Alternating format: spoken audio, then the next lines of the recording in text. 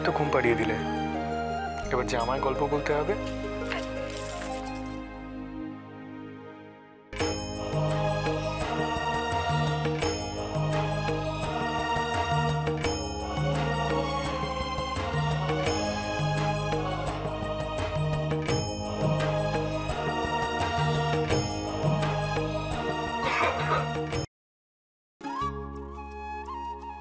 দা ভাই, আমরা আছি কিন্তু। হ্যাঁ, সাবধান। তোরা এখানে কি করছিস? তোদের কোনো কাজ নেই? নেই তো। আরে তোরা এই টাইমে একটু শুয়ে নিতে পারতিস তো। সন্ধ্যেবেলা সবাই মিলে ঢুলবি। এক মিনিট, আমরা বৌরানির সাথে আড্ডা মারতে এসেছি। তুই যা না, গিয়ে ঘুমো না, কুম্ভকর্ণ কোথাকার। দা ভাই, তুই ঠিকই বলেছিস, সত্যি আমাদের কোনো কাজ নেই, কিন্তু ডার্লিং আমাদেরকে বলে দিয়েছে যে আজকের দিনে তোমাদের শুধু একটাই কাজ, আড্ডা, আড্ডা এন্ড ওনলি আড্ডা। একদম।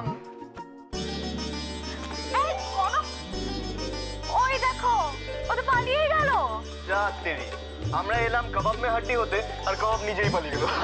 তেরিকা, বৌমনি দেখো তো ভালো আড্ডা মারবে।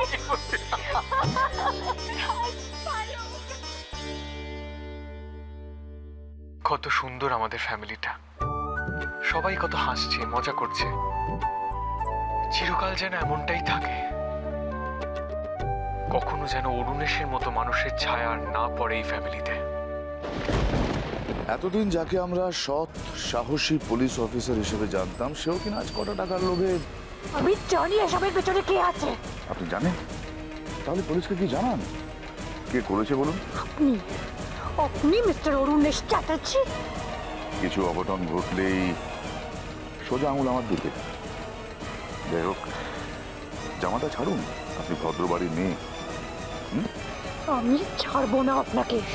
তাহলে খুন করে আমি জেল কাটবো, তবু আমি আপনাকে ছাড়বো না। অদ্ভুত মিল হাজবেন্ড ওয়াইফের মধ্যে। ছাড়ুন, একেবারে রাত জটক। সবার মুখেই দেখছি শুধু আমাকে খুন করার কথা। আরে আমি তো না হয় খুন হয়ে যাব, তারপর আপনাদের কি হবে? জেলে গিয়ে সংসার পাতবেন নাকি?